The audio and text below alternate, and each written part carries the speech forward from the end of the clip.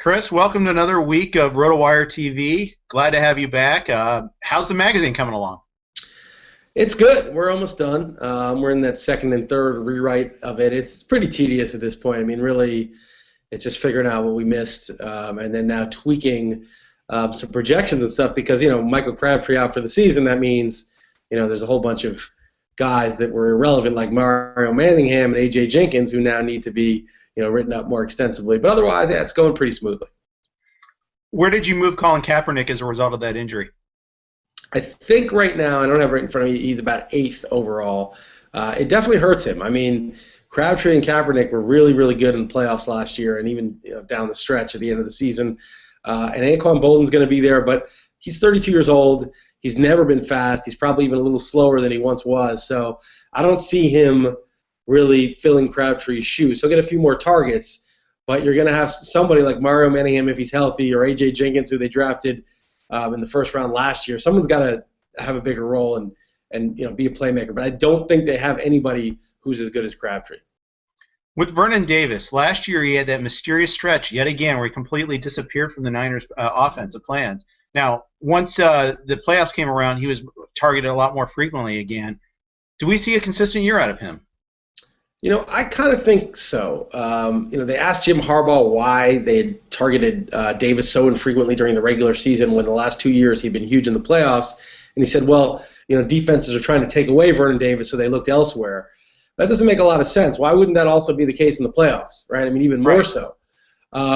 So I think they are going to try to get him the ball more. And I think maybe he'll be double covered at times, but he's gigantic, and he runs like a sub-4.40. 40. So I don't think there is really an easy way to take him out. So I do think Davis should be, once you get rid of Gronkowski, assuming he's healthy, and then maybe, obviously Jimmy Graham, and maybe Tony Gonzalez, I could see having Vernon Davis as high as the number 3 or 4 tight end overall. I can see that too, and I just feel like somebody's got to get those targets. Now, granted, the Niners are going to run a lot too. I mean, Frank Gore was really good last year. Having Colin Kaepernick there makes the running game better. Even LaMichael James, who you and I have talked about on the radio, is someone that we're both kind of high on there. So I think they will run a lot, but yeah, they still have to throw a little bit. And this is going to be just a nasty division. I mean, Seattle really ramped it up in the offseason. The Rams are getting better. The Cardinals might have a real quarterback, might not. It depends on what you feel about Carson Palmer right now. But they don't have Ken Wisenpunt manning the helm, calling all these horrible play calls. So there is that at least. It's going to be a tough division. Yeah, Ken Wisenpunt's departure is going to be just cause for rejoicing among just pretty much everybody involved in football. I'll say something. In the intro to the Larry Fitzgerald write-up, it says. When the arrival of the current incarnation of Carson Palmer is cause for elation, that shows you how desperate things were last year. And I mean, Larry Fitzgerald had 154 targets last year and like 700 and something yards. He averaged 5.1 yards per target. I think he scored 4 times. It was arguably the most inefficient receiver season in NFL history. That's how bad it was. This year, if Palmer's even decent, and he was 2 years ago on the Raiders, he threw some picks, but he had 8.4 yards per attempt. Michael Floyd could take a big step up. For some reason, Wisenhunt totally buried Michael Floyd. They drafted him 13 overall, and Wisenhunt basically announced, this guy's not going to get a lot of run, and he didn't. Andre Roberts was actually their most effective receiver last year, and he's not a bad slot option.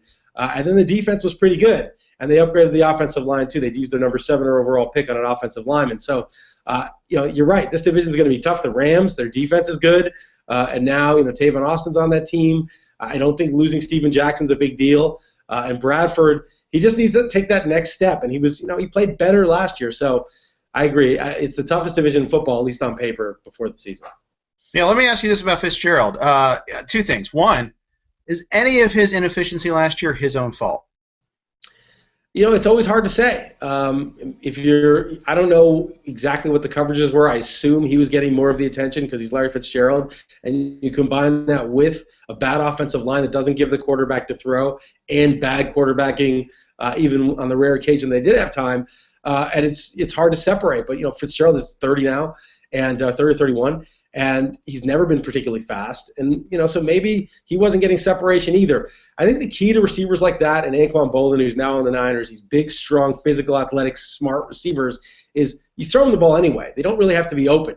Just throw it to them unless they're, doubled and totally covered and let them make a play.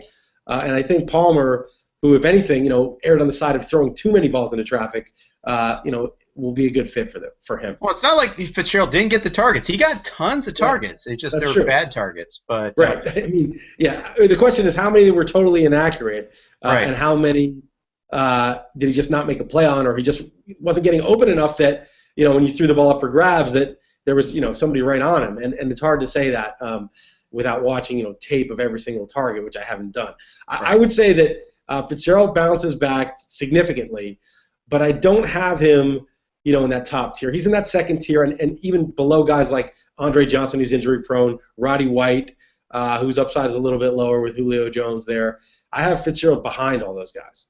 I think you can make a pretty good case for that. And the other reason that Arizona struggles so much is not just their quarterback play that was so awful, but their offensive line play too is, by most sources, also considered bottom of the barrel. Has that improved at all? Yeah, it was bottom of the barrel. It was. If you look at the metrics, I think they took the second most sacks or third most sacks. They took the second or third most quarterback hits. And, you had guys with happy feet in the pocket. They just weren't comfortable. And Kevin Cobb, without time, is just a terrible combination.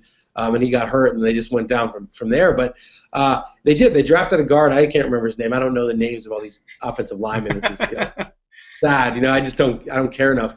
But they drafted a guard with the 7th overall pick, who should be a huge upgrade. They're getting some guys back healthy from last year that were hurt. I don't know that they'll be good or even above average, but even if they did nothing, it was they were going to improve just by a positive regression, and then you add a first-round pick and get some guys back, and I think they should be significantly better. All right, very good. Let's go finish off the NFC West here real quick. I didn't expect it to be an NFC West talk, but yeah, let's roll with it. The Rams, they looked strong at the end of the year. Sam Bradford, I thought, showed a few signs of maybe kind of getting it. They added Tavon Austin. They lost their possession receiver, so they're replacing one receiver with another. Right. Is Austin and Brian Quick, are these guys that you're kind of looking at this year? Yeah, the guy that lost was Brandon Gibson. I don't think that's a big deal. No, that's not who I'm thinking. Amendola, who's who. Amendola, right. But he was hurt a lot too, and he had some explosive games. They lost Gibson and Amendola. But, Tavon Austin is a quicker, faster version of Amendola. He ran a 4.3, 4.40 at the Combine and was actually clocked at 4.25 during his fastest run. I mean, the guy is just ridiculously fast. He's even smaller. He's like, 5'10", 175. But, they took him they traded up to get him. So I think he's going to get a lot of targets. Brian Quick is a nice big target, 6'2", 6'3", 210, 215. That's something they need on that side. And Chris Gibbons is a real burner also on the other side. So they have 3 receivers that are good. And Gibbons had a really good rookie year. He was one of the better rookie receivers last year. So Bradford has the weapons. They also got Jared Cook, who's kind of a stretch the defense tight end, a tight end with good speed and good size. Lance Kendrick's probably end up blocking more as a result. So, he has the weapons, and I kind of like they got rid of the plotting, 30-year-old Steven Jackson with 2,400 carries, and they have Isaiah Pede, who's really fast, and Darrell Richardson, who showed signs, and they have, Zach Stacy, who people think might get goal line carries. Forget about the running back. Who cares? This is a passing league. Let's open this thing up. And Jeff Fisher has been a real run-first guy, but I think there's some talk that he's going to scrap that. There's a new, the rules are a little more lenient for the pass, and it's just a different era. So I think the Rams could be kind of an exciting team. I think Bradford is kind of a decent second quarterback sleeper if you want to go that route. And I think their defense is already strong. It certainly showed a lot of signs. They had a couple of games that were dog games, but for the most part, I thought they played pretty well last year. And then, of course, finally, Seattle really loaded up in the offseason. They're already a good team, but then they went out and they got Percy Harvin, they got Cliff Averill. How do you like Seattle this year? Well, their defense is going to be good. I wonder about Percy Harvin. I see him going in the second round and the third round, and I don't see it. I mean, first off, Marshawn Lynch, if he's healthy, or the other guys, Turbin or Christine Michael, somebody is going to get a lot of carries. They run a lot. They're a good running team, so that's going to be the center of their offense. Russell Wilson's going to run the ball 80 or 100 times also, so that's not going to help any wide receivers. And then you have Harvin, who doesn't really run a lot of deep routes. At least he didn't in Minnesota. Maybe he runs some deeper routes in Seattle, but Golden Tate was a real big play guy last year, and Sidney Rice makes big plays too. So I'm not sure Harvin's going to be running deep routes. He's not a red zone guy. He's very small. He's an incredible athlete. He's a great playmaker.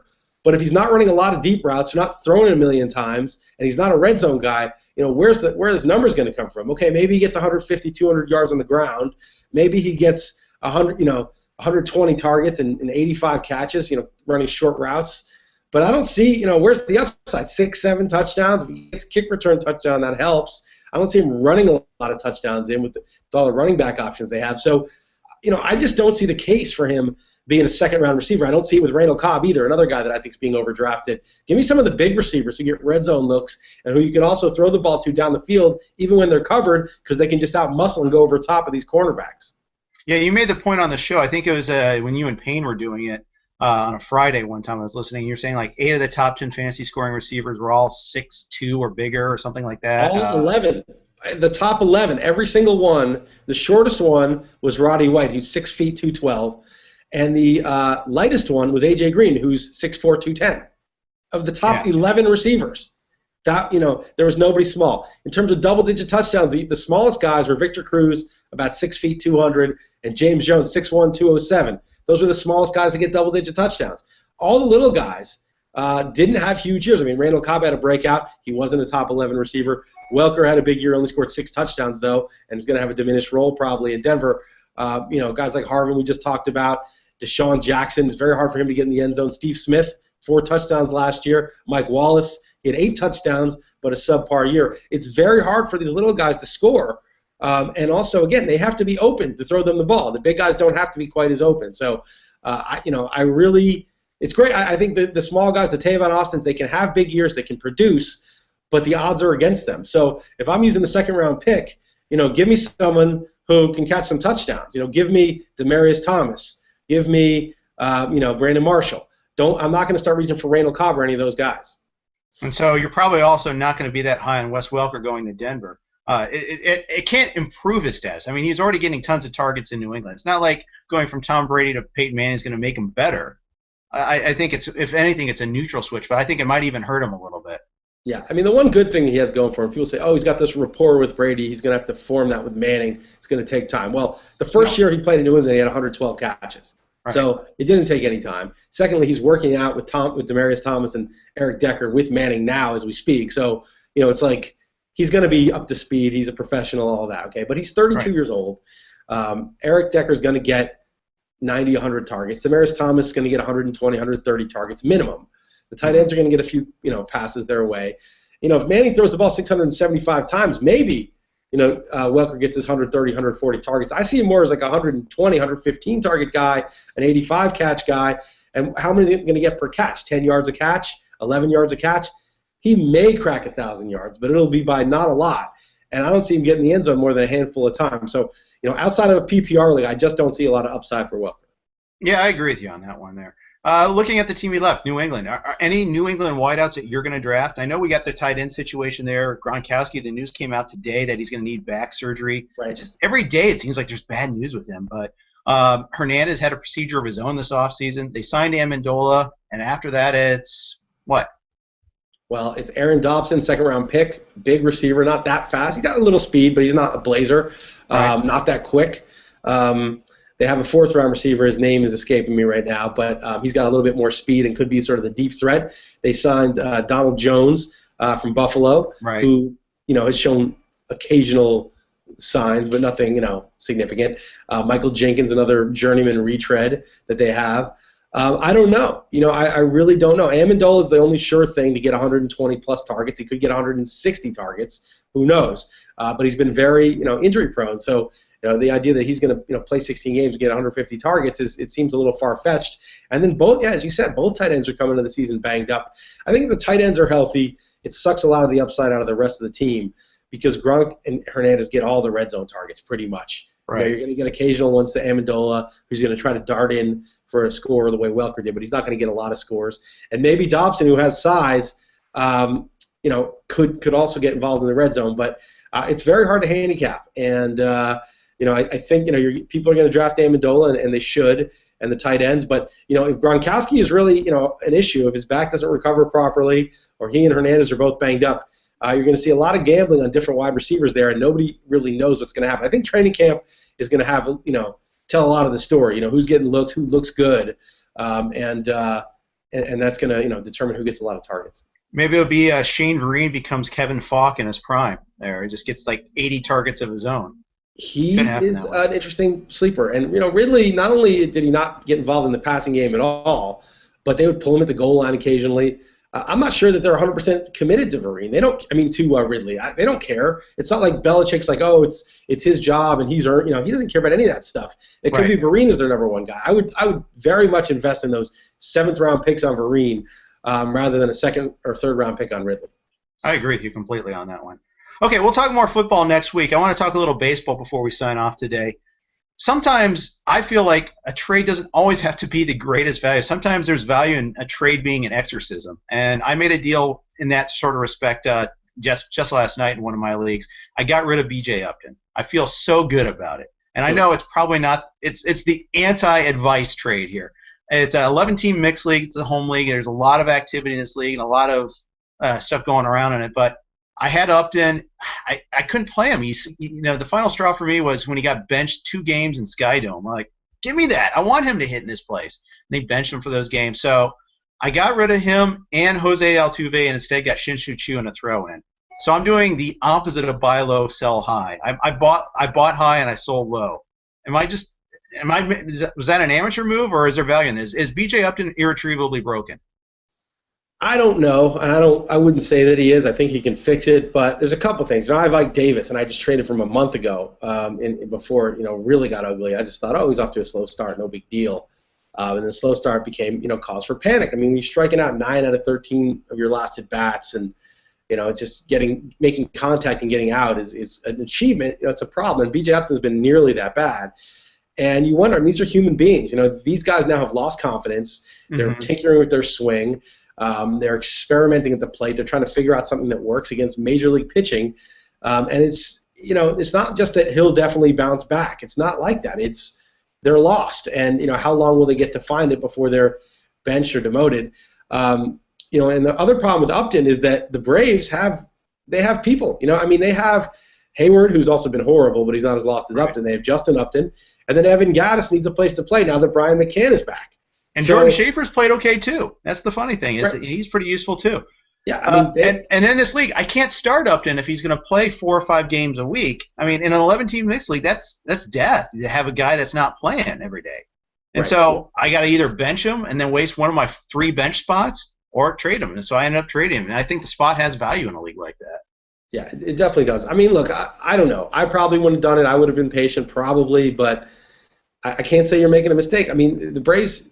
They're a team that's trying to win the World Series. The problem is, though, with them, you'd think that for the playoffs they want his defense in there and get his bat back. And, they sign him to a big deal.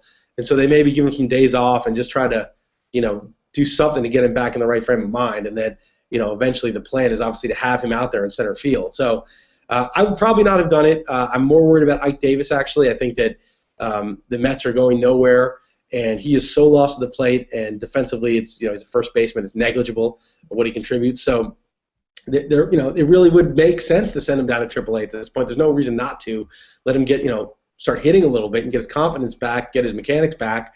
That's the guy. But then again, the market for Ike Davis at this point is so non-existent.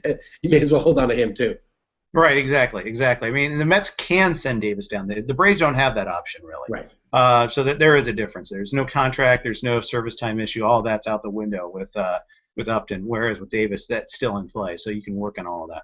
All right, so I just want to bounce that off of you. Hey, we'll talk more baseball next week. This was kind of more of a hey. Before we break, what about the notion that the Rays, who have now resurrected James Loney, they did it to Rodney last year as a pitcher. This year he's still struggling, although he got a win the other night. But they resurrected James Loney. They did it with Casey Kochman a couple years ago. Kelly Johnson this year.